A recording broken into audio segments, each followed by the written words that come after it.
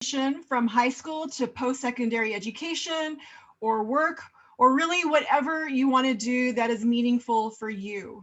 Before I turn it over to one of our co-hosts, I just want to let people know that if you do want Spanish translation or to watch the program in Spanish, there is a translation button at the bottom of your screen for Spanish translation. Buenas tardes, bienvenidos. Para la gente que quiere escuchar este programa en español, hay un botón allá abajo en la pantalla de computadora. Si puede tocar el botón, se permite escuchar el programa en español. As people are transitioning, I want to turn the program over to Rebecca Dirks Garcia, the president of the Nevada PTA and one of our co-hosts and partners for tonight's event. Rebecca. Thank you so much, Nancy. It's exciting to see everybody joining us tonight. On behalf of Nevada PTA and all of our partners, including the Guinn Center, we are so glad to see so many people joining us tonight. This is kind of a dual event, so we're going to be on here on Zoom as well as on Facebook Live on the Nevada PTA Facebook page. And so throughout the event, we'll be monitoring the chat as well on here on Zoom, as well as on Facebook Live. If people have questions, feel free to add those to the chat so that we can help assist and get your questions answered. This has been a huge group effort by many trying to make sure that these important resources are available as wide as possible in our community. And I just want to thank all of the co-hosts and our panelists tonight for making it possible. So thank you so much. Thank you, Rebecca. And now I have the privilege of introducing two very special young people who will do the honors of introducing our esteemed panelists this evening.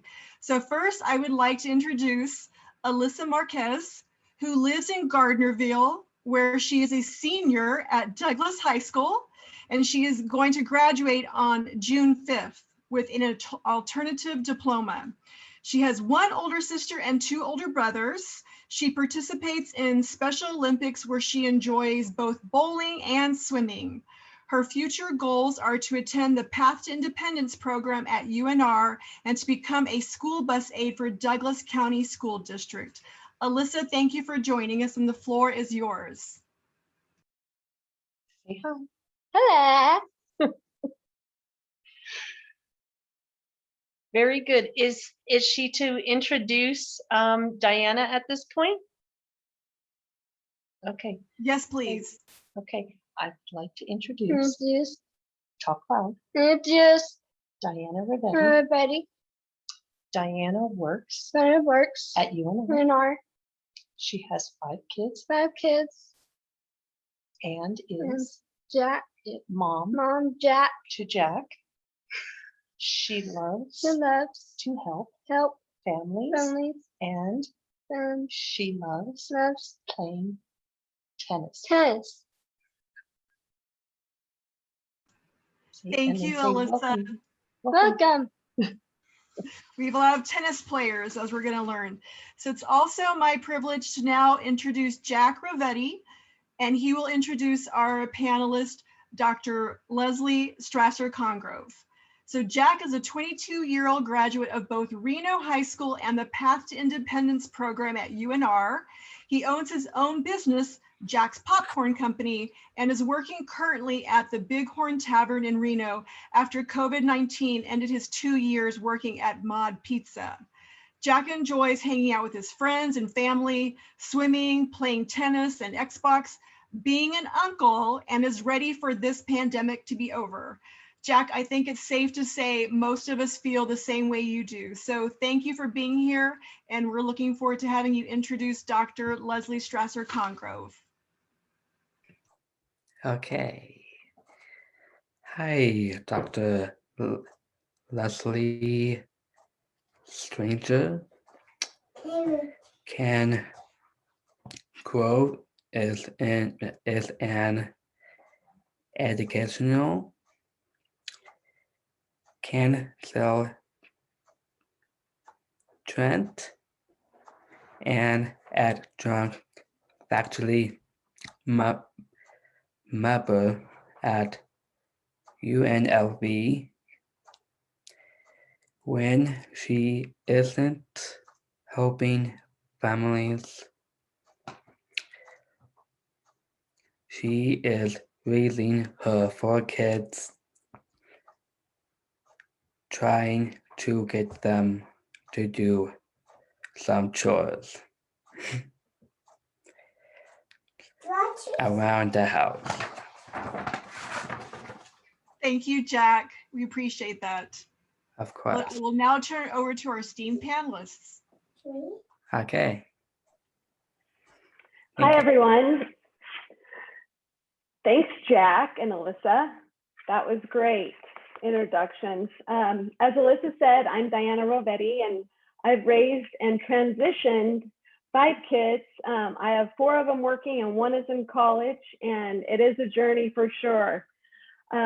My degree is in education, and my career changed when I had Jack to the field that I'm in now, working for the Nevada Center for Excellence in Disabilities, which I love and wouldn't change for anything.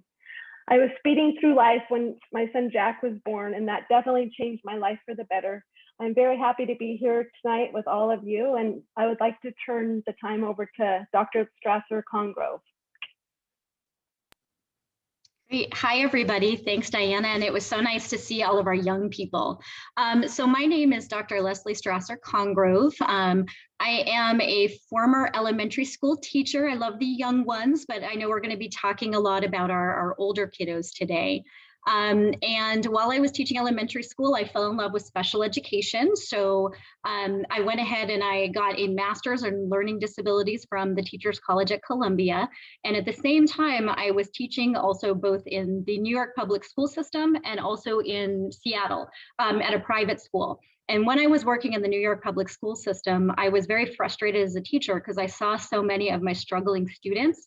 And I just felt like I couldn't do anything for them. I tried to advocate for them. I tried to get them services, and I was so frustrated. So after I was done, I thought about, I'm kind of interested in higher education. How can I really, really advocate for children? My father and my sister were living in Las Vegas, and I came out here, and UNLV had one of the first programs in the country where you could get a PhD in education and a law degree simultaneously. So growing up, I always wanted to be either a lawyer or a teacher. And I was always told I had to pick both. So this is a great example of, no, I didn't. I got to do both of them. So I got my degrees from UNLV. I'm actually teaching over there right now. My PhD is in educational psychology, and I have a JD in law. And I have my own educational consulting firm. And in my firm, what's so great is I have wonderful families who are my clients. I have the Department of Family Services as a client of mine. I work on foster care work. I also am going to start working with the Department of Juvenile Justice. And again, my love is working with families. And the reason I tell you all of this is because, again, what I did is I had such a passion for education that I really wanted to use my education to help others. But one of the other biggest roles that I play, I love all the teaching and all the things that I do, is really I'm a mother of 4 children.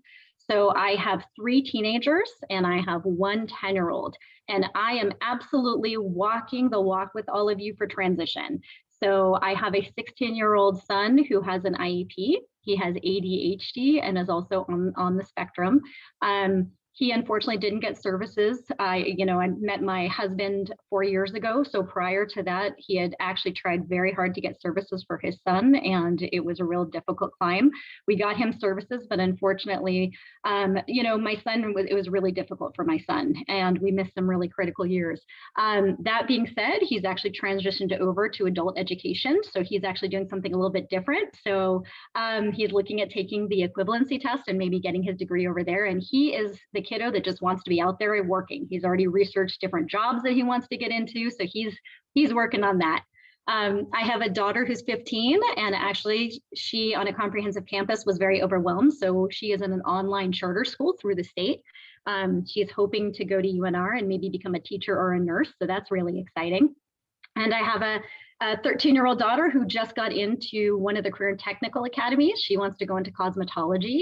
So we're looking at that path for her. And then finally, I have a little 10-year-old, and she has decided she wants to go to MIT, and she wants to go to Columbia or somewhere, and she wants to maybe study coding, or she's still trying to decide what she wants to do. So I will tell you that I am absolutely walking the walk with you guys. I'm working with, all my kids are different. Every one of them has different aspirations. Every one of them is looking to do things differently, and I'm there to support them. So my biggest role is being a parent. And so today we're going to talk about transition. It's funny, when we were presenting or working on this I was working with Diana and Nancy and Rebecca, and Nancy, I'm going to throw that out there for you, that she mentioned the word transition trauma, because we all are, it's very stressful raising teenagers. We all want the best for them. We're trying to figure out what paths we can put them on. Kids do not come out, we don't give birth to children and all of a sudden they have an instruction manual. So we don't know, we're kind of all guessing and going as we go along. So we're doing our absolute best. And so with that, most importantly, thank you guys for being here with us tonight. This is kind of the first step. Just by being here, it means that you're interested in this topic. It means automatically that you're looking for resources and trying to help your child. So today, what Diana and the panelists and everybody today are going to be talking about some tips to help you to be able to navigate these services. So we're really excited about it. And so we'll go ahead and get started on our presentation. And looking forward to hearing your questions as we go along. We really want this to be meaningful for all of you. Okay. Just gonna get the PowerPoint presentation on.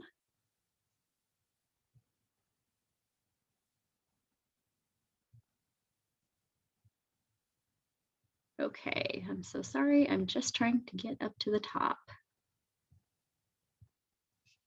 Oh, there we go. Okay.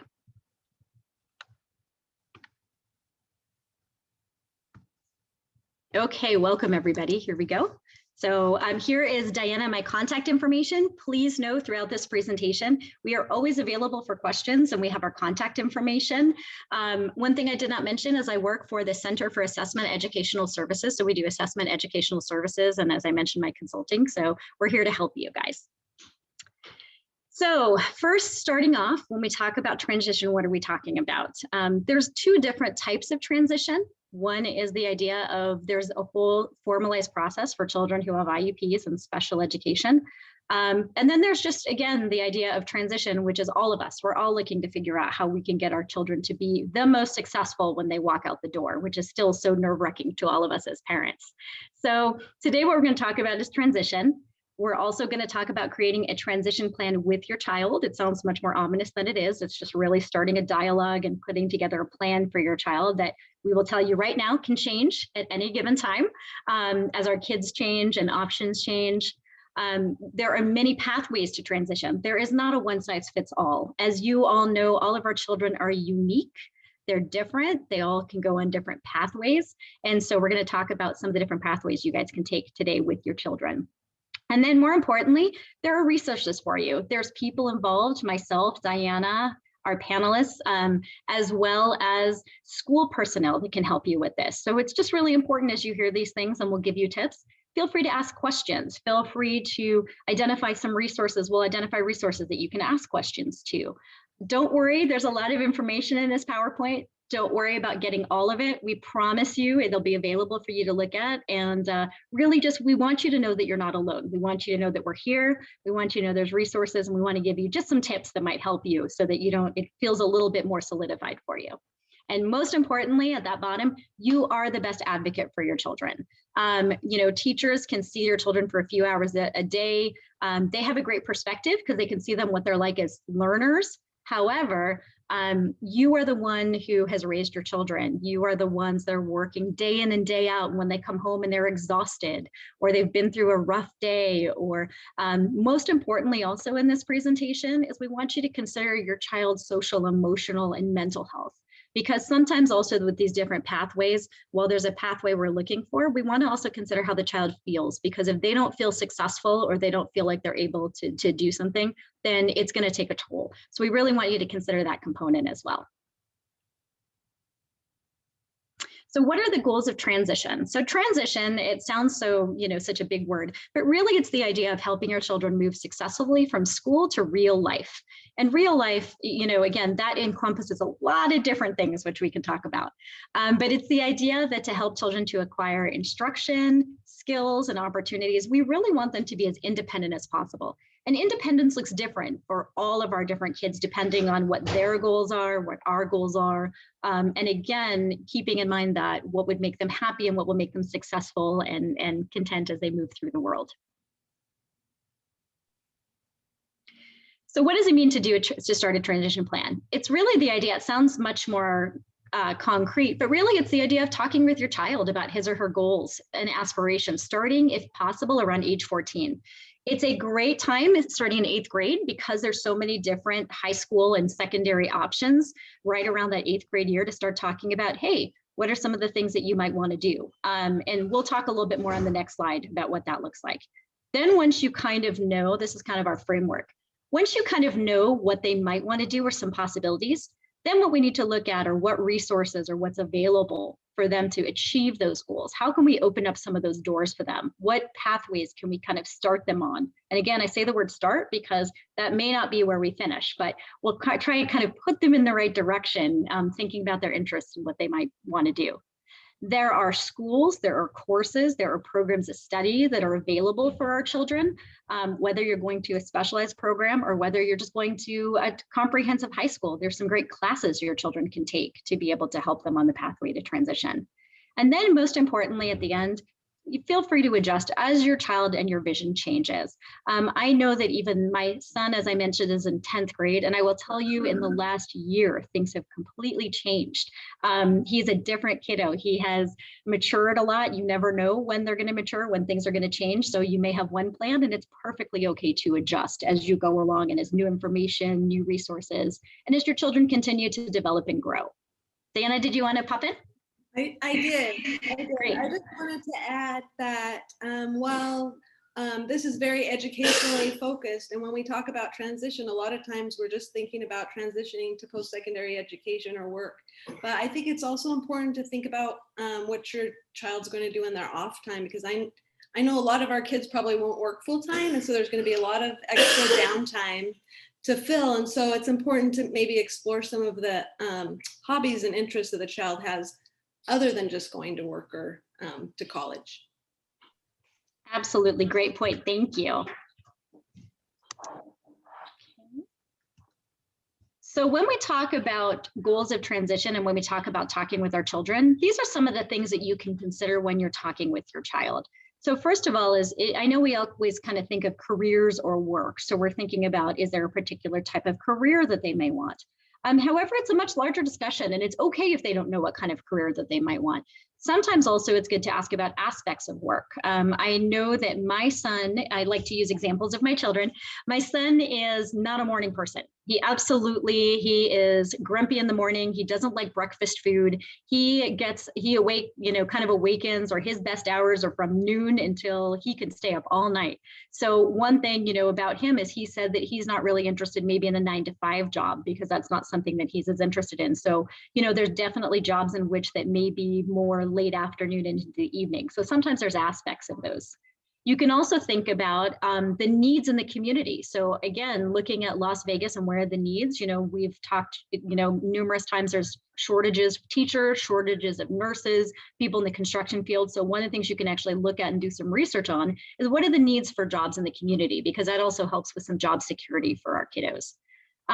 Very important, it's not just about colleges and careers, but there's trade schools. There's so many different things that children can get involved in if they're interested. And there are different pathways. You may find someone who, for example, owns a construction company because they've decided to go to business school. But there's also people who started in the construction field and have worked their way up and started in a trade school. So there's so many different pathways for kids to do, and it's great to kind of pick different things out. Diana, go ahead. I just wanted to point out what you said about your son, and that, he likes to stay up late and get up late. And I think that's kind of typical, but so many times we just try to put our kids in a box and try to make them to conform to the rest of society and what they're supposed. I know that I'm guilty of it. Like, no, you need to get up at 8. We need to have a productive day. But I think it's really important to see what our child's schedule is and what makes them happy and what's going to help them to grow, and not to fight with them all the time. I thought that was really, really good. No, I could not agree with you more. And that's the nice thing when we talked about, for him getting up in the morning and going to a comprehensive campus at 8 o'clock and having to take 6 classes was not the ideal situation for him. So what we did is we looked into alternative options, and there are some great alternative options that start in the afternoon. Adult education has evening classes. There's so many different options here as well. So thank you. Good, absolutely great point. The other part is, besides career and talking about colleges, we're also looking at the idea of independent goals. So it's not just about that, but it's what do we want when they walk out? Do we want them to be able to balance a checkbook? Do we want them to be able to, maintain a home or get a home? Like, there's so many different independent. Do we want them to be able to live on their own or, with someone else? And what skills are we looking for? So it's not just about careers. It's also about, very important, independent living skills and what we want for them to be successful when they're out there in the world. I put in here the idea of plans A to Z. I don't know if anyone has seen the saying, but they say, don't worry about it. If plan A doesn't work, plan B doesn't work. There's 24 more letters of the alphabet. So again, when we put our children on a path, we know that things are changed. I don't know about you guys, but I know I wake up and I'm not sure which side of my teenager or which face of my teenager am I going to see in the morning. Is it the happy camper? Or is it the I didn't sleep well last night and now I'm going to be super grumpy? So things change, our teenagers change, and it's okay to adjust our paths as we go along and we look at these things. Another thing we can look at is their strengths and their skills, like if they're good at something or they love something. Some kiddos, I know with some of my clients, the minute they sat and they got up and before they could even walk, they were playing with Legos and constructing something. So, that could indicate that maybe, again, if they like to build something, maybe they can go into the construction field. Maybe they go into developing Legos or toys. There's so many different things that even from when they were young and as they go along, thinking about skills that they have, thinking about strengths that they have, that can also be a big part of your transition plan, because if they're not sure where they want to go or what type of career, we can start looking at that. And then really, which is a kind of fun, I haven't actually done this yet with my kiddos, but you could take a career inventory with your child. It's really fun. We put some links on here for you guys. And it kind of gives also an indication. So if you're not sure about the above and you want a good place to start, taking a career inventory, and it's fun to do it with your kids, because, again, even if you have a particular career, it's kind of nice to see what are your skills, what are other places, and you guys can kind of do that together, and it's kind of a fun bonding experience.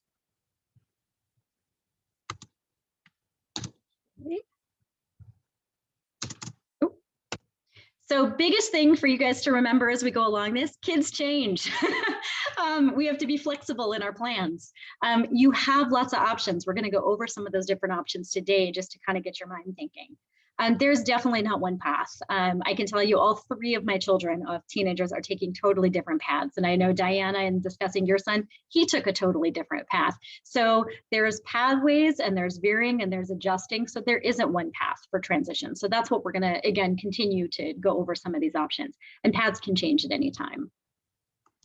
And I just love, sometimes it's nice to kind of put the idea of the road to success is always under construction, and sometimes we have to fail. Sometimes there's going to be frustrations through this process, but actually we learn from those frustrations. We can actually learn things. I know that, sometimes with the frustration with my son in school, we actually put him on a different path and now he's better. So part of even some of the, I wouldn't call those failures, but changes have put us on the right path.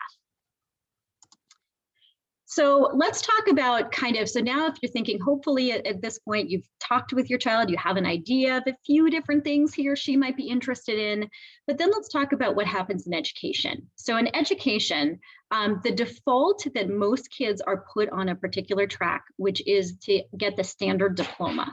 They also do core enrollment requirements. So what those are is basically, until we adjust, the kids are put on a 4U university pathway, and also the classes that are needed to take for Nevada so that they can actually meet some scholarship requirements, particularly the Millennium Scholarship. So that's automatically, and the concept behind giving a default was the idea that that will open up so many doors for our kiddos. And so that's kind of the pathway that most kids are on. And then we adjust when we're noticing a kid is not interested, when it's too hard for a child to be able to do that. When we need to make adjustments, we adjust. That being said, the state of Nevada has many different types of diploma options, and it's varied based on credits, GPAs, coursework, etc. The other thing that's available is that there are high school equivalency tests. So that's actually something my son that we'll be working with him on. He is not a kid who likes to sit in classes. He does not want to sit in classes. He finds it, you know, kind of boring, also with his attention span. But when we told him he's able to maybe take a test and then he could actually test out of courses and or take an equivalency, and he might be able to go into the working field, that's something he's interested in. So there's some different options, diplomas, and then also we have other equivalency options that kids can go into. So one of the big messages on this is, unless your child wants to go into a 4-year university right away, like a UNLV, there's lots of choices.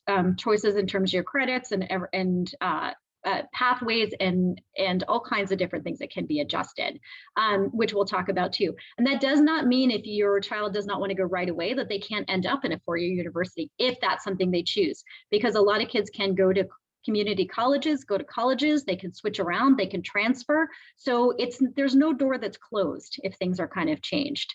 The default, again, can be adjusted. And then one of the things that you can do is you can contact, if you know that your child wants to go to a trade school or wants to go to a particular university, one tip we have is call the university and find out what the admissions criteria is, or call the trade school and find out what type of courses your child has to have or what type of degree. So you can actually make some phone calls on these and just find out, you know, what do you accept?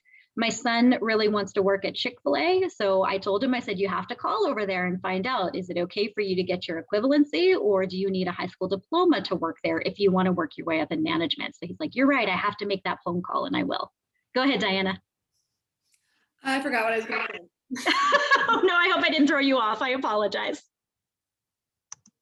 Oh, I remember. I Oh, wanted go to ahead. mention thinkcollege.net. There are over 297 college programs for students with intellectual disabilities in the United States.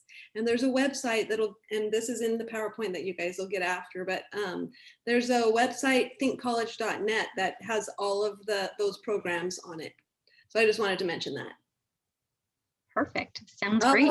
After this slide, maybe. Okay, sorry. Yeah, that's okay. No, it's all good. So this is just a kind of a chart for you guys to see some of the different diplomas available in Nevada. I highlighted the standard in red because, as I mentioned, that's where we're looking at putting most of our kiddos, and then we can adjust either way. If you look at the standard, you have a certain amount of credits. You have to have a certain amount of electives and core subjects. There is not a minimum GPA. So to get a standard diploma, as long as the child gets D's or above, they're going to receive it. They just have to pass their classes. And then most kids have to take a CCRA, stands for College and Career Ready Assessment. That's the ACT. They just have to take it. However, for some of the advanced degrees, they have to pass it. So just so, again, so you guys can see, the standard diploma is available, but again, there's advanced diplomas, there's college career, and then there's also alternatives and adjusted. So there are different types of diplomas that are available for our children. So again, it's not a one size fits all. But the important thing is if you do have a child who is interested in a particular school, or who is interested in a particular trade school, or wants to go straight into employment, it would be really important for the child to make maybe a phone call and just find out what are the requirements or what are the diploma requirements for going into that. So now I think this is a good time to stop, and if there's any questions that we might be able to answer.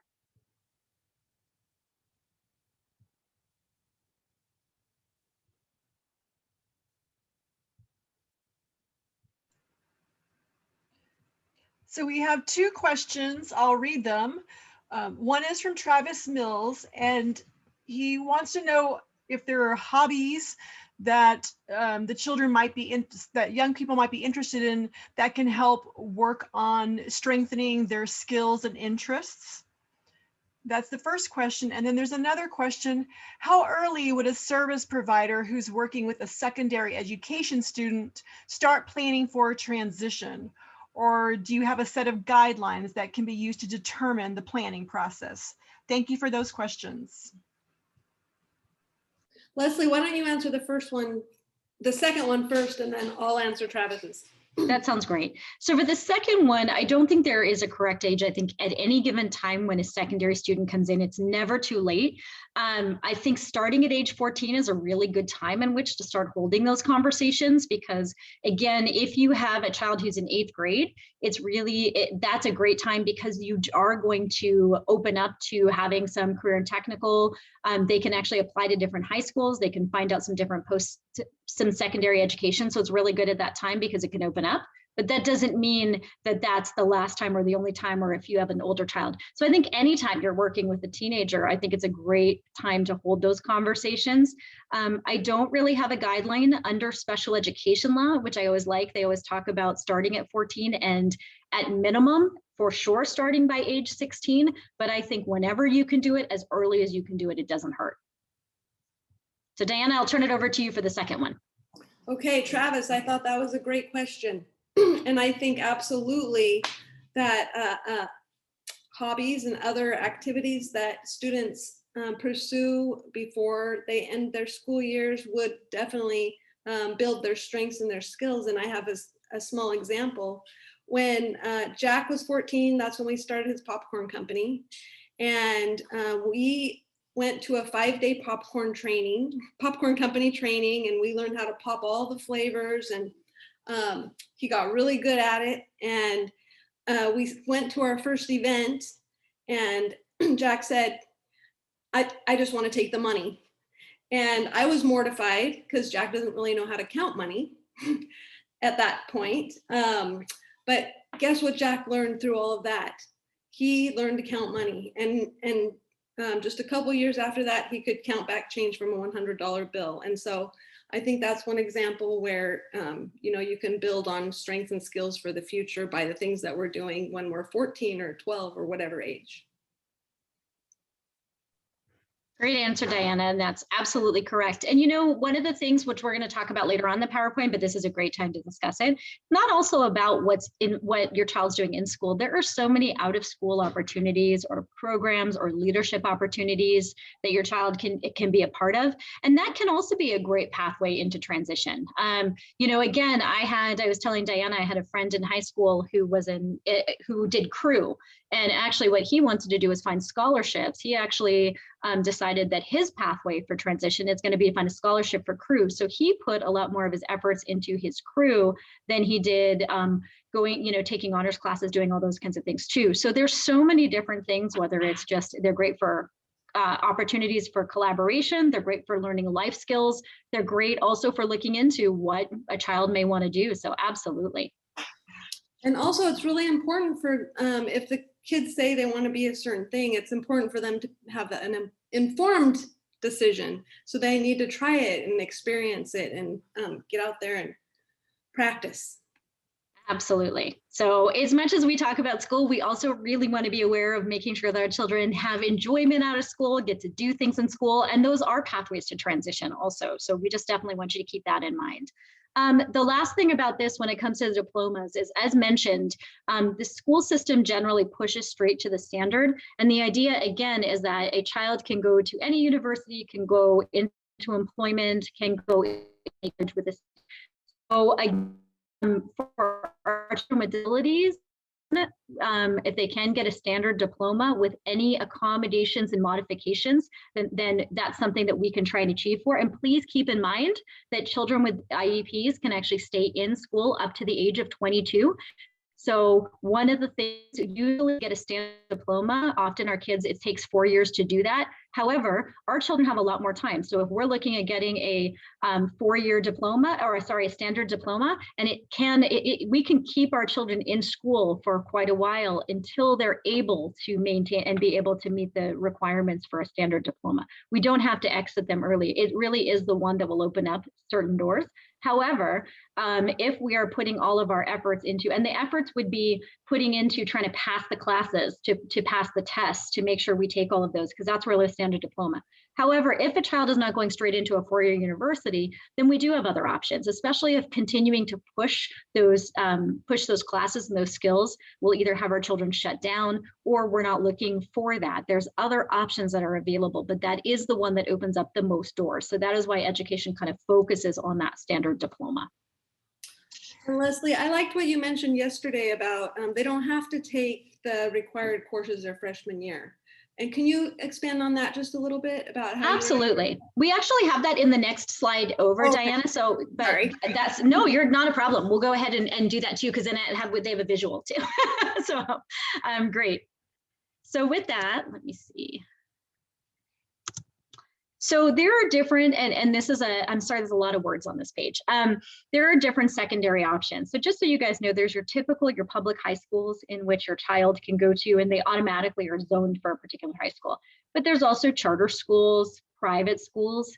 There are schools where you can get dual credit. So if your child wants to go to college, and actually it's a great way to save money, they can actually get college credit by taking high school classes, and at the same time, they're taking some courses through like a local university, and they can actually get dual credit, which is really exciting. As mentioned, there's a great program. My son is just enrolled in this, and I worked really carefully with this because a lot of my children who are not as successful or want something different attend adult education. Adult education is something that children can go into after the age of 18. However, at 16 or 17, they can go into it and study for the HiSET, or the high school equivalency test, and then they can take courses. And the nice thing is mostly if you go to a comprehensive school, you're supposed to be out within 4 years. Adult education, you can pursue your degree up until the age of 99 or for the rest of your life. So there is no time frame on adult education. And for some of our kiddos that want to go straight into the workforce and maybe are possibly getting disillusioned with school, maybe want a longer time frame, adult education is a great option. There are also alternative educational options. There are some schools that start, like as I mentioned, my kiddo is not a morning person. There's actually a couple of programs that start at 2 o'clock and they go until 9 o'clock. Desert Rose is an alternative school that kids can attend, and they can actually go until late night. Let's say if our kids are not morning people, or let's say our kiddos want to work or have to work, there are programs that in adult education, et cetera, that can work with our kiddos. And then there's also, of course, specialized programs and courses, which we'll talk about in typical schools anyway. So even if you're not looking for a specialized high school, there's also programs within every high school that can also help too. And I did not mention, but Clark County School District, and I believe also up north, there are special career and technical academies. They're wonderful. So if kids are interested in a specific program, like as I mentioned, my daughter is interested in cosmetology. What's great is she's going to go there. She does want to go to college, but she has the ability to get her cosmetology license. And she's very excited because instead of taking different types of electives, when I went to school, you just took home ec, maybe shop. Nowadays, it's great. All of their electives are available that actually can give them some sort of skill or career, or just something they enjoy. Perfectly fine if it's not a career and they just love a particular subject. They want to play music or they want to do something. Those are pathways to transition, but they could also take them for enjoyment too. So the nice thing is we have lots of different options here. So please, we put links on there. You guys are welcome to go check out different schools you're interested in. So just look, if anything I said sounds interesting, look them up on the internet, see if they're, and you can contact them. You and your child, you can take virtual tours, you can go check them out, and there's just wonderful options out here. And we didn't list the ones that are in the north or in the rurals at all, but I would say that if you don't live in Las Vegas, look into that, because you know, they have really good programs and stuff that you wouldn't normally think about. There's some really great opportunities for our kids out there. Absolutely. And thanks, Diana, because the other thing I recommend, you'll see up here where it says the DOE, the private schools and the charter schools, the Nevada Department of Education, if you go to their website and you go to the family tab, they have a list of private schools, charter schools, public schools. You can click on the links and they have a list of them. So I'm so glad you brought that up, Diana, because that's a great resource. I have that at the end of our PowerPoint presentation, but if you guys want a place to start looking at different schools, the Nevada Department of Education, the family section, there's a drop-down menu. It has tabs for public schools, private schools, charter schools, homeschooling, another option. So if you want to look at different options, they'll really explain those options to you, it's a great resource for you guys. So Diana, to your point, here we go. So there's also class options that are available that support transition. So there's magnet programs within schools that kids can get some, if there's a particular focus that they want. There's robotics, there's teaching, there's nursing, there's graphic design. There's so many different programs that are available, and those are available, as I mentioned. You can look on websites to figure that out. There are specific, as I mentioned, career and technical schools that the kids can go to.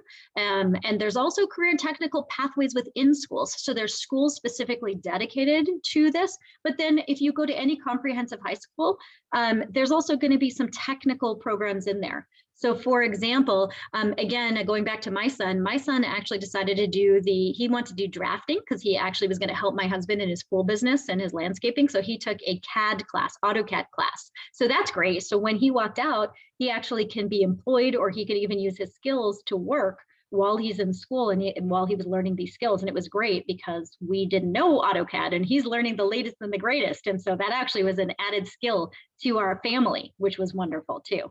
So there's electives that help with transition and interests.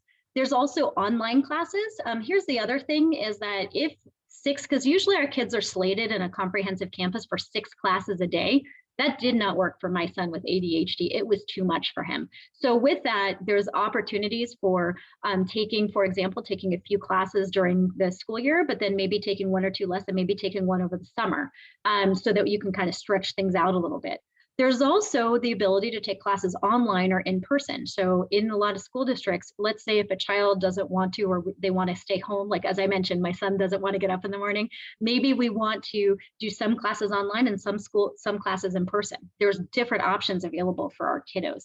So to the last point, there is in high school, there is a requirement that kids take 4 years of English for the standard diploma, but then the rest of the courses, there's anything from 3 years to 2 years, which means that if your child is not sure about school or you want to change the order of classes, often there's an academic plan and they put you in a certain set of classes, but there is complete flexibility for making those changes based on your child's needs.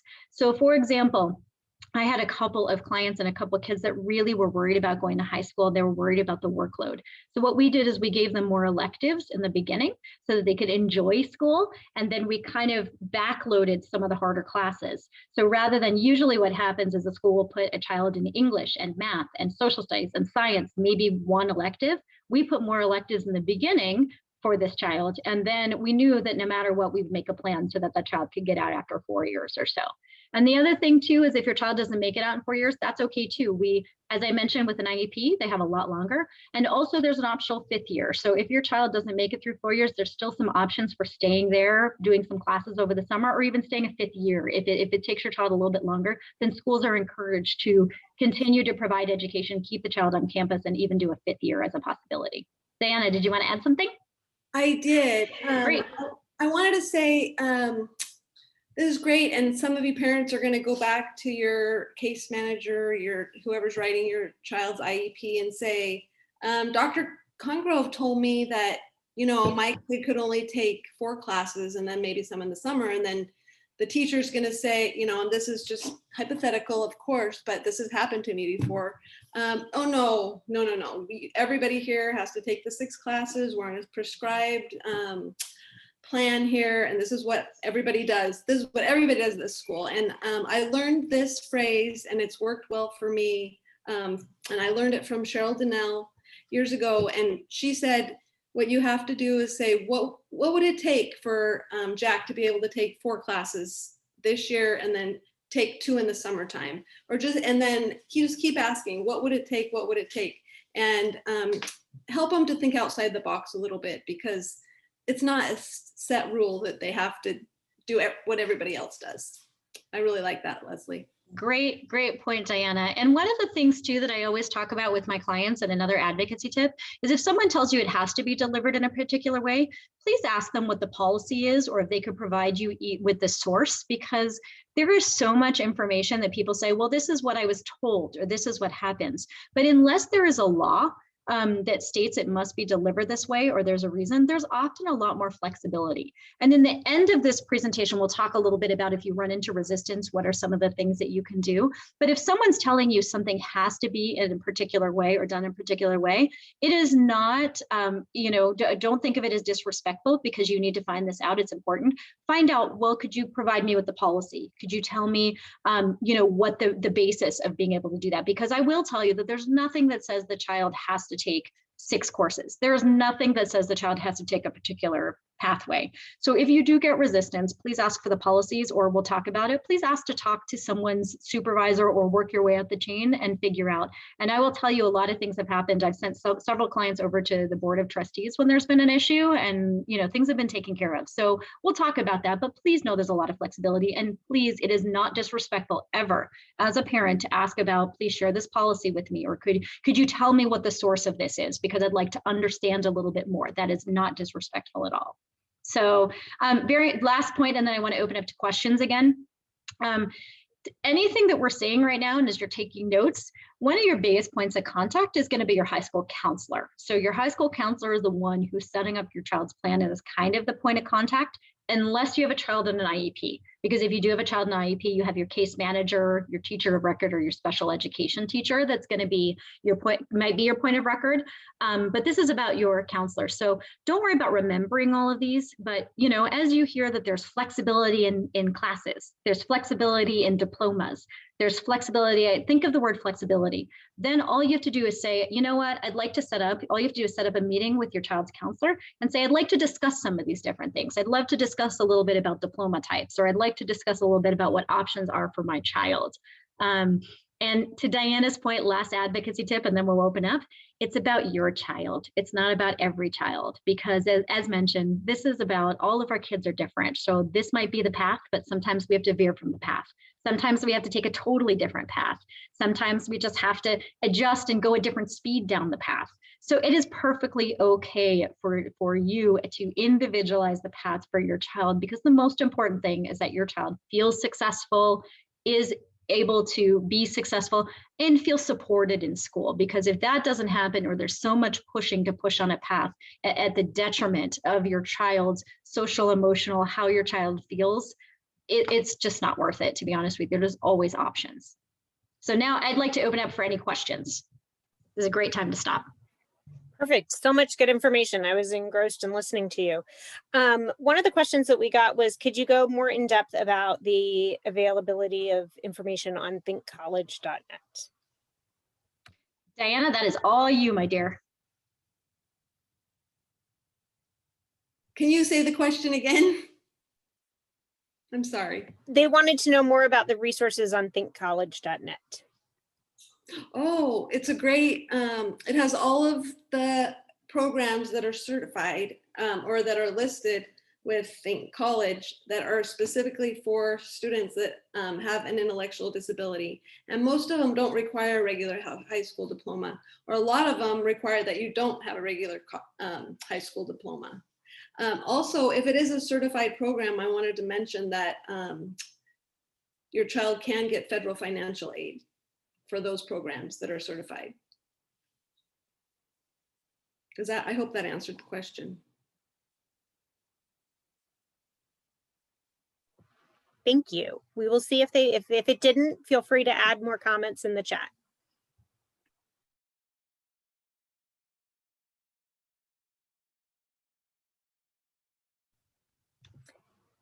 And then one of the other questions that came up was about how can a VR agency better utilize the custom employment track to build jobs around the person rather than the other way around? That was picking up off of one of the first questions that came in the beginning. That's a really good question. I think that, if we're looking at transition, if we're looking at, and we'll talk a little bit about post-secondary options, but if we're looking at transition, if a parent, or as we are doing it from the VR side, is actually, again, holding those conversations with the child and the parent. What are the opportunities? What is your child interested in? Again, we have those career and those career surveys or things that you can take to help a child to kind of figure things out. So I think from that side, kind of asking questions, if the child and the family are not coming to you with ideas, then it's really good to look at, a set of, questions that you can ask about what independently do you hope your child does? What types of jobs? And so just asking, I think a lot of those questions would be really helpful. So that would be my answer for that. I don't know if there's anything more specifically, but I think if you think of those goals much more broadly, you know, again, what are the aspects of work that would work for your child? What are the, you know, what are his strengths? What are his skills? What are things he's interested in? So by asking a lot of those questions and thinking, going back to kind of that slide, I think that will really help to identify what are the resources and services that might be provided to help that child and that family head in the right direction. Okay, there's one more was, are there programs post-high school that can teach skills for my special needs child and help with job placement after skills are learned and ensure no discrimination when applying for jobs? Yes, and we will actually discuss that in, just in a couple slides down. So if we could just hold that question, hopefully it'll be answered. And I will just really quickly let everybody know that we will be providing access to the presentation later so that people will have the links and that information, because several people have asked about that.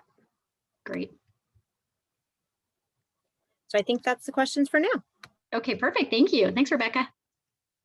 Okay, so who are some of the people that can help you with transition? Definitely your counselor, and we, a tip, and I don't know, I think I forgot to mention this in the beginning, so I apologize. We put a lot of our tips in yellow for you guys to look through, and we even put little asterisks on them, like these are parent tips for you. But it's really important, again, your high school counselor is usually your first point of contact. So one recommendation is try to meet with them at least once a year. Technically, they're required to meet with your student once a year. That doesn't always happen. But so this is a great thing to do, is to set up a time to meet with your high school counselor and just make sure, is your child on track for a particular diploma? Ask questions. Say, hey, my child just told me that he wants to, you know, go work at an auto body shop. What are my options to be able to do, you know? So it's just setting up that meeting and having that dialogue, and also having that connection, because that is a person who you're going to work with to make sure that your child, and just so you know, school districts and schools want children to graduate. They want to successfully put children out. So again, you know, this is something that both the schools and parents have the same goal. The question is how are we going to get there, and what does that look like? So that's where, again, you as a parent, knowing your child, can provide incredibly important information to the school to continue to make this successful. So counselors are your point of contact. However, there's several different people, and if you don't know who else is available on campus, you can ask your school counselor as to who else is available on campus who can help me. But some people who are available are social workers. Sometimes they're called safe school professionals. Those also can help with social, emotional, behavioral support. School administrators also are a great resource. They know what's available on their campuses, so you can ask your assistant principal or your principal. If your child has a 504 plan, there's a liaison usually on campus, so that's somebody who can help your child also to know what resources are available. And then finally, there are special education directors, coordinators, and even in Clark County School District, there's actually special education transition specialists. So they are actually people who know some of the programs, they know some of the transition. Hopefully they don't always come to meetings, but they are available to come to meetings, especially if you're looking at a program, maybe some sort of program that's offered, and they're wonderful, and you can ask about them too. So keep those folks in mind. If your child has an IEP, please ask your school or even ask your teacher if you can invite the transition specialist to come and attend, because they're a wonderful resource for you. Diana, go ahead. I just want to say, don't discount the general education teachers. I know that there were some that gave Jack some opportunities, and some teachers can become very endeared to your kids, or your kids may become endeared to them, and they may take an interest, and use them and have them help you through the transition. I know that some of the ones that took an interest in Jack gave him little jobs that he could do that would further help his skills. Also, don't forget about your physical therapist, your occupational therapist, any other therapies that you get in the school. You know, they may have ideas also. Physical therapy, occupational therapy, speech therapist. So I just wanted to mention those. Absolutely. Thank you, Diana. I think that's very helpful too, because there's definitely a lot of resources. So and this was actually going back, and Diana, this was to your point in some of those questions. I love whoever asked that question. I apologize for not remembering your name as I go through all this information, but some of the other transitional opportunities during secondary education time. So like while your child is in high school, is they do create a 9th grade academic plan for every child who enters. That is a requirement under Nevada law. So they're supposed to create a plan and then you review it that have a yearly review. So a lot of people don't know this, but parents are supposed to be invited to those 9th grade plans. So they're supposed to discuss them with you, and then you're supposed to sign off on them. So if you have not seen your child's plan and your child is in 9th grade or at any point in high school, you may ask your counselor for your child's academic plan and look at it and see if it works for your child. There's a lot of supports that can be provided for transition in 504 plans and IEPs. So that's where we can put together some goals, some accommodations and modifications that will help your child to be able to pursue whatever they're trying to pursue as their goals for transition. And then finally, to Diana's point, to the question that we had out there, please, think about clubs and organizations. Think about outside interests that they have. Part of that is for enjoyment, of course, because we want it not to always be about school. We spend a lot of time on our household going over household chores to my children's, because if they don't know how to cook anything, if they're not able to make a bed. So some of those outside things that, we work on at home, I think is just really important. So there's, if a child's doing an internship, is doing a work experience, if they have a leadership role, I think that those are all really important things that can lead to transition, or also to provide them with confidence and skills that they can always be able to use when they're out in life a little bit longer too. I wanted to mention, I remember my 4 daughters having the academic plan and signing it, but some things, if your child is in special ed, sometimes those kids get glossed over for a lot of things that they do with everybody else, like visiting with the counselor. I don't remember the counselor ever, having a meeting with Jack. And, but I know that my daughters work very closely with their counselors. And so don't be afraid to ask for the thing that the kids that are in general ed for your child also. And leadership roles, I just wanted to mention that I know little Alyssa, who was introducing me earlier, she's the treasurer of the Technical Honor Society at her school. And what a great opportunity that is, or anything that they can pursue like that within the school. It's really, really valuable. Absolutely. And if your child's not interested in anything, or you're not sure, it's a great time to talk to your child's counselor, or even you can go on school websites and see what clubs are available. Like even if they're not, for example, going to be the top swimmer, there's intramural, there's clubs, there's, I have 3 gaming children at home. So they're always on the computer, and there's gaming clubs that they can join, or coding clubs. And so there's always different things also for enjoyment, and those can also lead to, hey, this is what I want to do with my life, or these are some of the things that I really enjoy. So there's some really great opportunities in secondary education to work on some of those skills, join some clubs, see if the kids like it. If they don't like it, there's lots of different time for that too. If your child does want to go to a competitive 4-year college, you may want to call colleges or even see or talk to your counselor about whether or not there's some activities that would be better on their transcripts. But again, you want to balance things that are good on their transcripts and things they enjoy. So you have to kind of keep all these different things in mind and hopefully find a balance, which is never easy as a parent, but we all do the best that we can to do that. So let me stop here also and see if there's any questions about these resources at this point. We do have one question in the chat, and this looks like it's directed to Diana. Kathy and Roy Harvey here. We never heard of Rebecca having a counselor in high school, and we're wondering if that is because she had a case manager instead in the CLS program, if that person was considered her counselor. So just some clarification on maybe roles and responsibilities. Yeah, no, that's what I was talking about. I don't remember Jack ever, I know who his counselor was, but I don't remember ever visiting with him except for a couple times when we wanted to change the class or something. But what is the maybe law or the norm on that, Leslie? Sure. Usually, I can tell you because my kiddo had a case manager and had a counselor. So actually, usually, doesn't always happen. There are laws for actually counselors. I'm not sure what their rules or their duties are. That I'll be honest with you, I'm not familiar, so I don't want to respond to that part of it. But I do know that often counselors are looking at courses and trying to kind of figure out what the pathway is to graduation or whatever diploma that is. But usually they're working hand in hand. So for example, with my kiddo, when he had a case manager, when we were looking at whether to put him in an inclusive class or pull him out for resource, when we made any schedule change, when we worked on things, we always had to work with our counselor. So usually if any kid in the school has a counselor, usually also any of our kids that have IEPs or special education services should also be assigned to a counselor. That usually sometimes the counselor defer a little bit more to the case manager because they know the kid's situation a bit more, but often there should be a counselor. So if you are not familiar with the counselor or you don't know who your child's counselor is, please call the school and find out who that person is. And then definitely feel free to set up a meeting or contact them. I think that's great advice, Leslie. And I think that was a great question, Roy and Kathy. And thanks for being here, guys.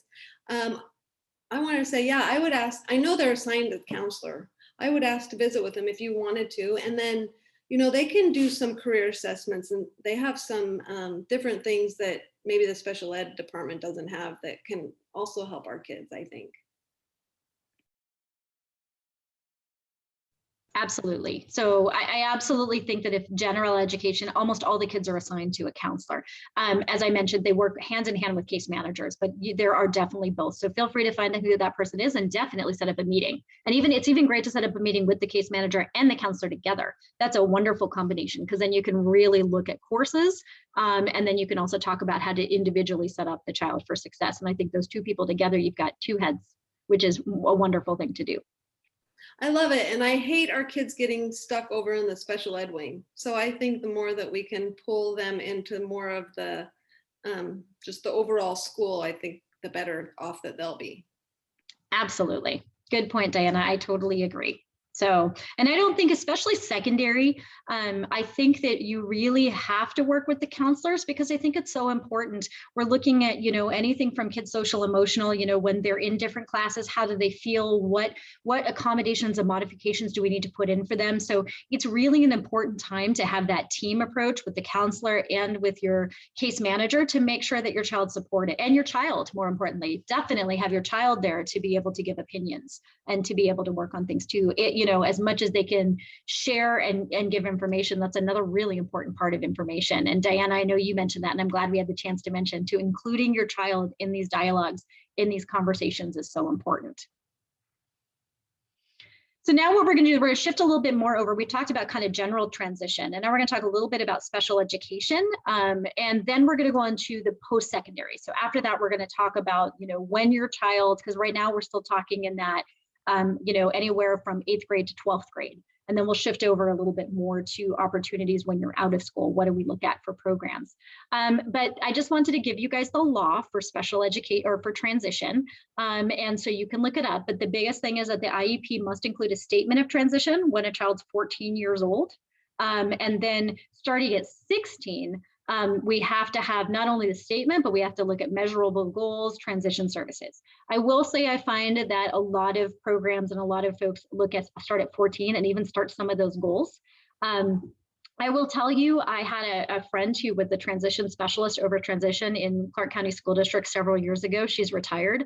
And her advice to me, which I think is absolutely important, is that in high school, everything we do when it comes to an IEP should be based on the transition plan and the transition goals. So when we already know what we think our children might want to do, the entire IEP should be based on that for the next 4 years. And actually more, because you can stay in, again, up until the age of 22 and even past 22 if you're in the middle of a class or in the middle of a school year. So really important to start planning early, because then we can put together programs and courses and goals that everybody is required to work together on. So it's really important for you guys to know that. And the nice thing is even under the law, it says not only should we have these goals and these services, but we also have to talk about the frequency of the services, the location where they're going to be provided, and then how long they're going to be provided. So there's a lot of specificity in the law as to what it should look like. And we'll talk a little bit more about what a good transition service or plan that looks a little bit more like in coming up. So as mentioned, a statement must be added to child's IEP at the age of 14. And at 16, it must be updated annually. So we need to look at, again, the needs of the child so that we can service the child and provide opportunities. So think about opportunities, think about skills, think about, and it doesn't have to be, you know, related. It could be job related. It could be independent living related. It could be good study skills. It could be writing up a resume. You know, how do we write up a resume, or how do we interview? So there's so many different skills. A lot of the time in schools, we think either A, we're going to put a lot of academics because we want that child to get a standard diploma, or B, we're going to shift them over to independent living, forget the diploma, and now we'll teach them this whole other set of skills. It is not an either or, absolutely not. So if a child needs some help academically and we're working towards that standard diploma, that's great, but that does not mean that we don't put in independent skills, or we're not going to put in other skills to help that child to be successful. So there is no one path, there is no, it must be this and not this. It is truly an IEP team coming together and looking at how can, knowing that this child might want to do this or do that, you know, what are the services and skills and programs you can put together? And the school must actually ask the child directly what they want to do when they're out of school. So that's another part of the law.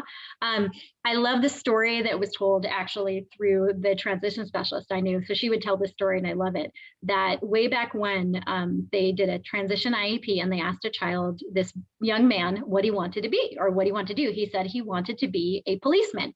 So actually, they did a great job. They put together, they had him go to the police academy. They gave him opportunities to learn about criminal justice. They had him interview a police officer. They had all these great things, and the child never really engaged. And finally, someone decided to say, hey, I'm not sure the child's name, but hey, could you tell me why you want to be a police officer? And he said, I love wearing a uniform. I really just want to wear a uniform when I go to work. So they did all this great work of putting him into being a policeman, whereas he just wanted to wear the uniform. So the other part of the transition and looking at this is the why. Why do you want to do this? What are you interested about that? Because if we know a little bit more about the child's story, then it really helps us to be able to plan and look at transition from a much larger lens. Diana, go ahead. I love that. And I love how that team was able to do all those things around the police department. That was really good.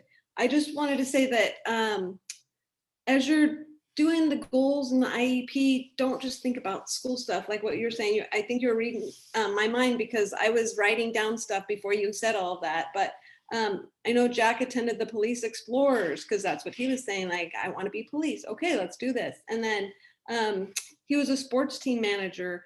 And I think all these little things added up to success overall. It's not just about the schoolwork. And, you know, if they do want to push comprehensive life skills, and they did for Jack a little bit. And I told them, you know, we're going to teach him this life skill stuff at home. He's not going to do laundry and make a bed at school. I really want to teach him that. I want to work on his academics, and then having a very full social life was really, really important to me. And so we had goals about that, and was important to Jack mainly. So yeah, think outside of the box. It's really, really important. And there's a lot of things that can give your child skills other than just the coursework.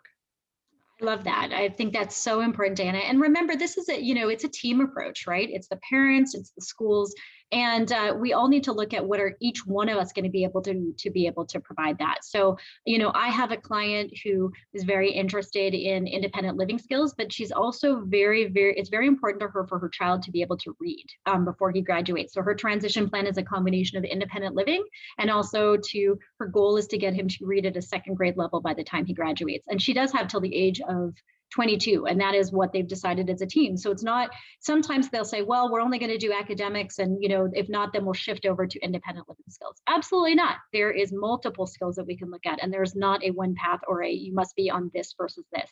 It is about, again, looking at the whole child and trying to figure out what are the skills and what we as a team can come up with to be able to help that child.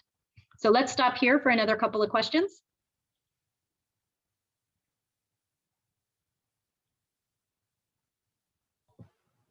I think it's my turn. Let me see. So it's actually coming from somebody who is a student physical therapist. So that's awesome to see that you're joining tonight. I love that. If providing a service to a child through the school district, how can I ensure that the child continues to receive care that is appropriate and medically needed when they age out of the school system? Are there legal protections for the children to guarantee services after aging out? Great question. Ooh, that's a tough one. Diana, you want me to take that one? Or do you want to do it? Me? Okay. I think, you know, the school district, the hard thing is that school district services are basically required to get the child to a point of graduation. So the graduation could either be through to the standard diploma and whatever resources are needed to be able to get them to the standard diploma, or if they're doing an adjusted or they're doing an alternative, we're looking at IEP goals at that point. And so what happens is we just want to make sure that we get the child to that. So past that point, schools aren't legally, children aren't legally entitled to services for the schools. However, you know, there are things in which for either when a child is involved in, has an IEP, there's evaluations that take place. So if there's any documentation from the school that helps to identify what skills or what's needed, or even I love using IEPs. The last IEP can be used actually to service providers to look at where the child was and what they worked on, and you could actually continue with the next set of skills that go after. So it could actually be used, any 504 or IEP could be used as a point of information as to maybe where to start and what to look at. So really at that point, it's going to depend on what services at that once they graduate that they're involved in, if the parent has them involved in any sort of resources or insurance, what's available through insurance, and if the child maybe needs an evaluation. Sometimes if I know that through our center, the Center for Assessment, we do evaluations of children to see what the needs are so they can provide it to insurance so that the students are able to get those services. But you know, the services only continue up until either graduation or till the point at which the IEP graduation goals are occurred. So at that point, we just have to use that information, or we can apply that information to wherever they're going and see what options we have.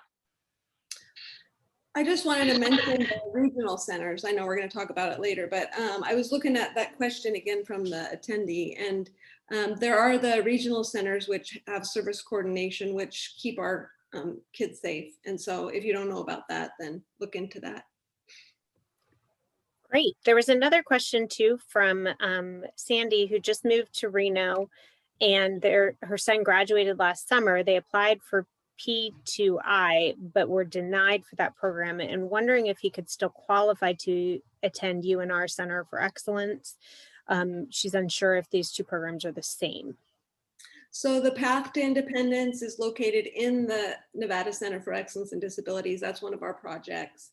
And if your child didn't get in this year, I would say apply again next year for sure. But also sometimes they have community classes, and I would inquire with Jessica or Mary to ask them if they're having any community, because of COVID, they may not be inviting outside community members, but they have a different class each semester. They have one on sexuality and relationships. They have one on cooking. They have one on self-advocacy, and they've typically in the past invited community members to go to those classes and participate, and so that they can become a little bit more independent, get onto campus and that. So I would reach out to them, or you can reach out to me and I will connect you up with that.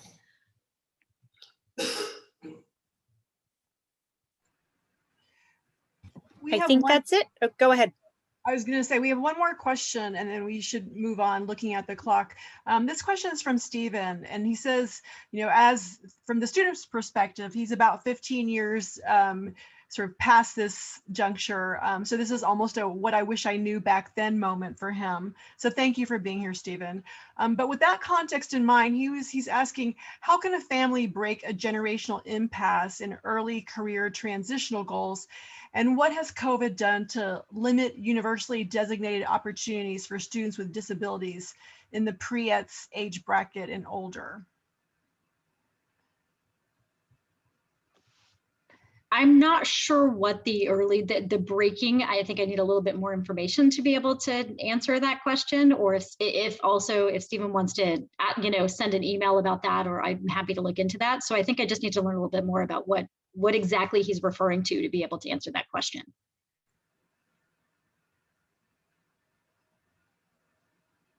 Because I'm not sure what the impasse would be. Stephen, if you want to, while we're moving on, if you want to elaborate in the question, we can come back to that. That would be great. We'd be very happy at the end of the presentation to answer that question for sure. And I will just add that I am hopeful that COVID has actually helped us think about how to offer a more inclusive work environment. I think the upside of COVID is that we've learned that we can actually work remotely. And so I think it presents a lot of opportunities for students and even individuals with disabilities on how to connect and be included in the workforce. So I think we need some additional outside the box thinking, but I do think COVID has taught us that we don't all have to physically travel. And I know a lot of young folks that I'm working with love computers. So I'm hoping that it will create more inclusive opportunities. With Absolutely. That, back to you, Leslie. No, I think that's a great point. And I think, there are some, it's interesting because I know several of my clients and families and even friends have said, you know what, my child, some children don't do as well on online. Some have actually been surprised that their children are doing well and they seem to like it a little bit better too. Again, different people, different situations. So hopefully there's more flexibility, or we can see that not one size fits all, even with our delivery might be working at this point. So absolutely. Thanks, Nancy. Okay, so let's see. 1 second. I just want to direct the person that asked about the Path to Independence program to the chat box. Roy and Kathy Harvey put some very good information in there. So if you ask the question about Path to Independence, please go to the chat screen and read those. Absolutely. And then for the sake of time, this is just a little bit more about transition, but it's the idea of in your IEP, the idea is that you can put in resources, goals. It should be specific. Like we really want to look at what are the options for the child and specifically what are the skills that we want to target. There's some recommendations at the bottom here. So there's actually a transition program guide for students with disabilities from CCSD.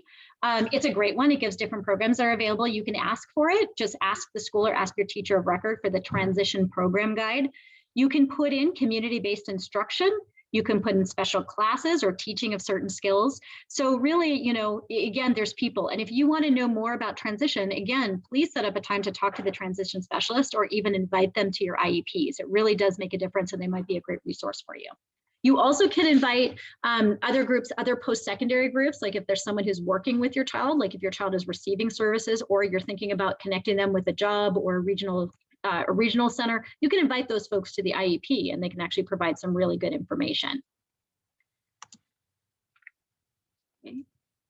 So let's talk about, again, transition in the post-secondary world. This is, again, really important.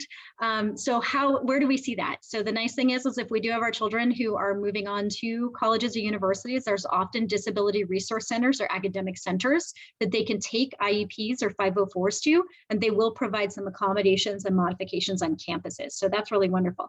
And there, Diana, there's your thinkcollege.net up there. So I realized it was towards the end of the presentation. So keep in mind, again, these are all the different pathways, right? There's trade schools. There's some really great trade schools out there, and we really there's a lot of trades that need more people in the job field. So those are really wonderful to go to and to look at. There are vocational programs and Job Connect programs. I know there's Dieter, there's Nevada Workforce Connections is another resource for people to go to. I'm sorry that I realize I don't have as many of the links on here. So I can also send, or we can even update the PowerPoint presentation with some websites that you can go to look at. Like head CCSD counselor said, there's one-stop career centers for Nevada Job Connect that he said are very, very helpful. So those are some different programs that you can look into.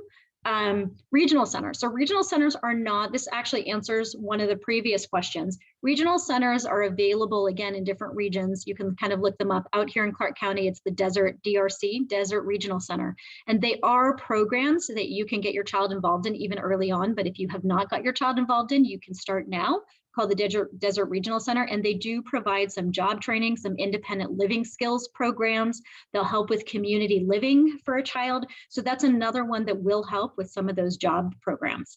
The transition programs also in CCSD are really great. You can ask about those because they do actually bring the kids over to, for example, hospitals and different animal shelters, and they'll give them some experience there and even help a little bit with some of the job placement a little bit towards the end.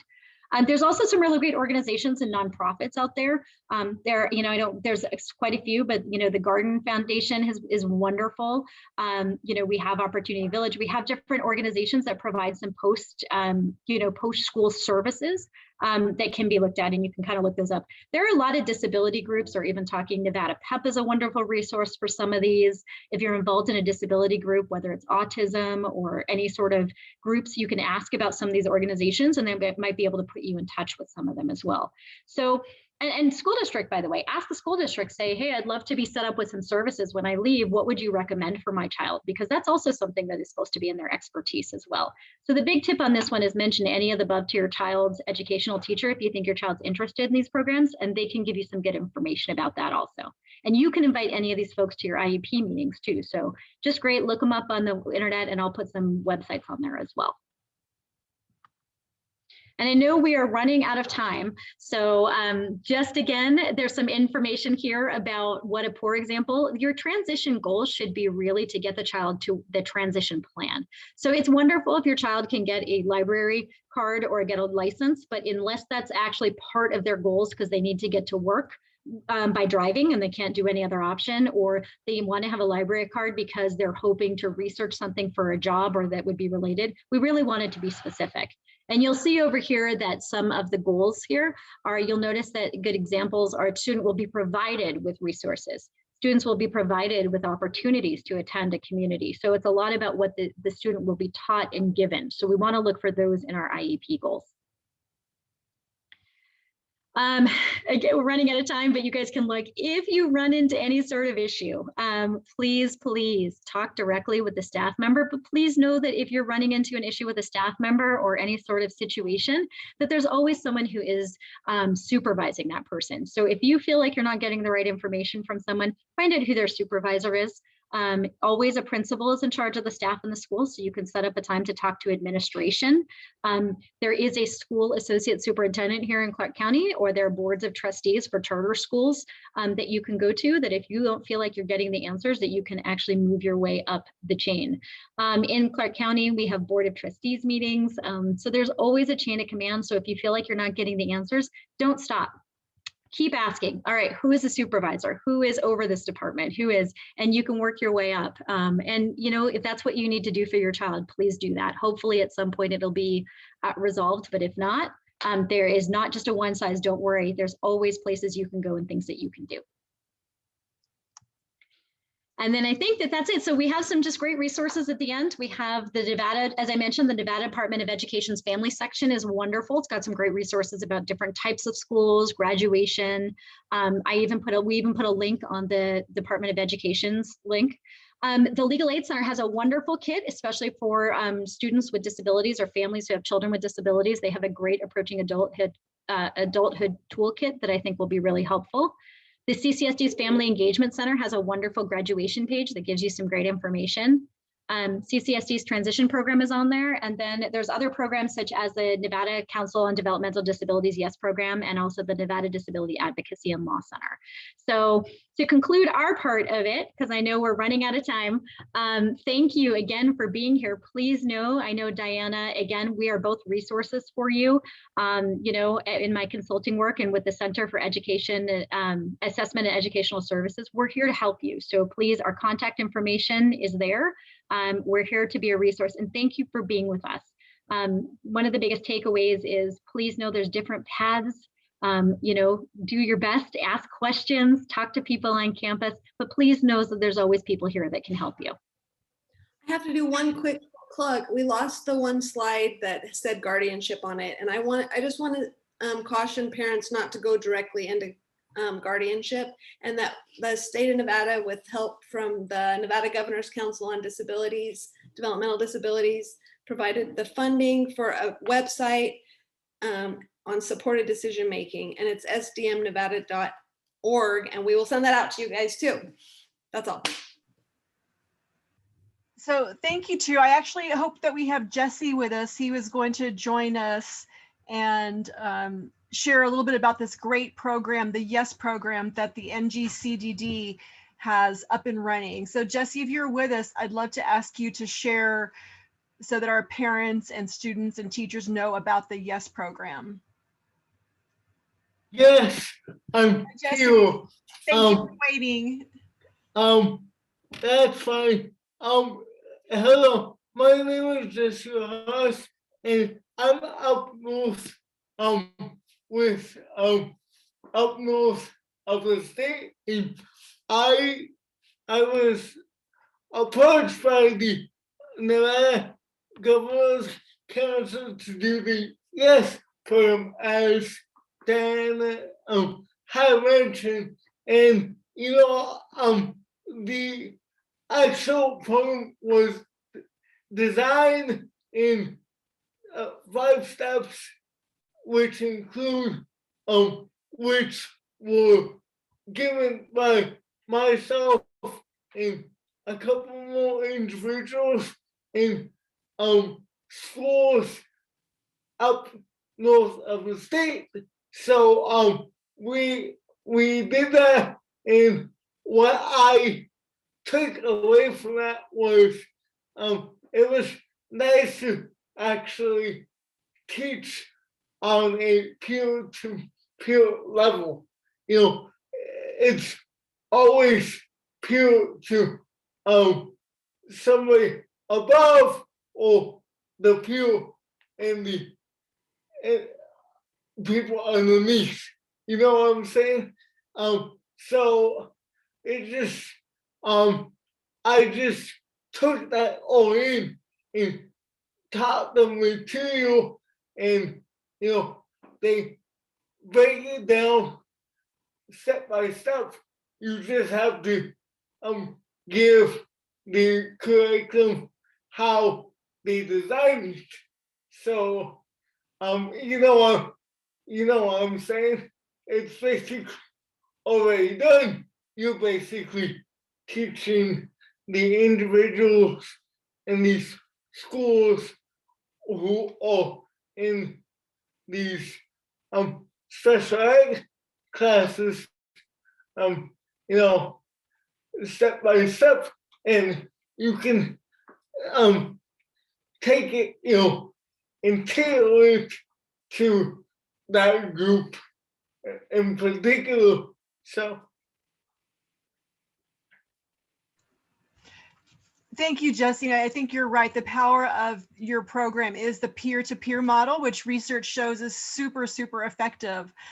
Just so our viewers know, you guys have developed an amazing PowerPoint presentation. It's beautiful, and the handbook that you're using. And so we will also, when we send out the materials to folks who attended tonight, we'll include that great information. So thank you. I know that you are only up in the north right now, in some of the middle schools and high schools, but hopefully with time we can get you down in the south and to some of our rural counties in the southern part of the state. So thank you so much for sharing that and for developing the program, which has been tremendously helpful for your peers. So thank you.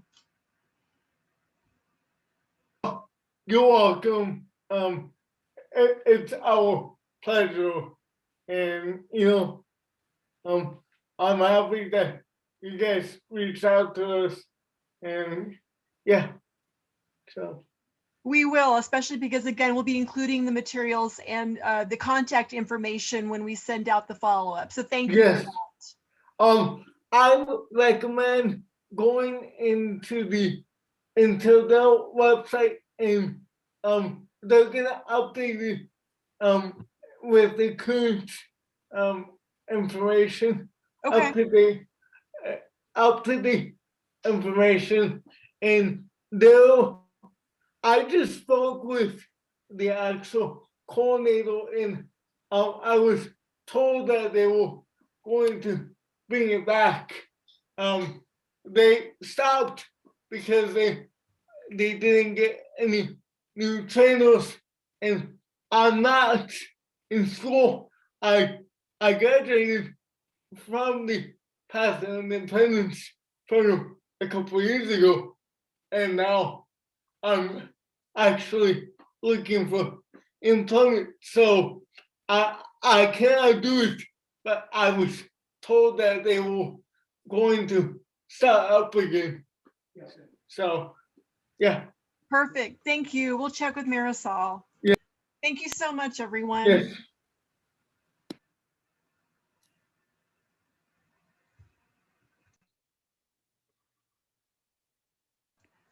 And Leslie, I think we just have one more slide to close this out.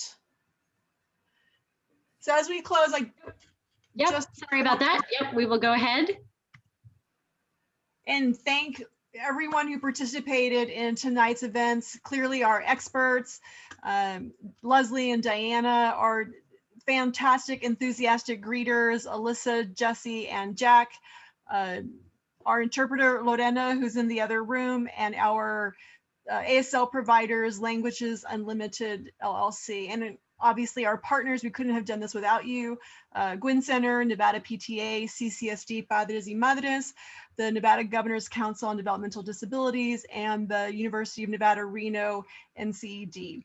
And please, please take our survey. It'll take literally less than 2 minutes. And it's really important because if you found tonight's programming valuable and would like to see more, we would love to hear your suggestions and ideas on what you would like to hear more about. We want to help, but and again, let me just also thank you all for being here with us. We really appreciate the effort and your commitment to helping your child and being, as Leslie said, the best advocate for your child. So thank you. And Rebecca, did you want to say anything? Just to join you in thanking everybody for all of this information. I have children who have 504 plans as well. And so I was taking notes. One starts 9th grade next year and was getting down on my list. So, and appreciate everybody who joined. We had such a wide cross section, it seemed, and I loved seeing how this information really affects so many of us in our community. And the more we understand it, the better empowered as parents and community we are to support every kid, whatever their needs are. So thank you so much for taking the time. The survey link is in the chat box. Everybody click on that. But also yes. I want to say, let's hear it for the Guinn Center and the Nevada PTA, which are not only disability focused. And I just appreciate you guys so much for pulling in the disability world. And that's how it should be. We should all be working together. I love you guys. And thank you so much for taking this on. It's been great. Yes. Thank you for the teamwork and the cooperation. It definitely was a wonderful collaboration. So thank you so much for having us and for everything you guys are also doing for the community. And just also to be clear, because we have a question from Pete. Thanks for joining us, even if you were a little late, Pete. We will send out the presentation to everyone who registered. We will also make the video recording available on Facebook, on the Nevada PTA site, on the Guinn Center's YouTube channel, and we can also include the link to that when we send out the presentation. And please feel free to share. Information is power.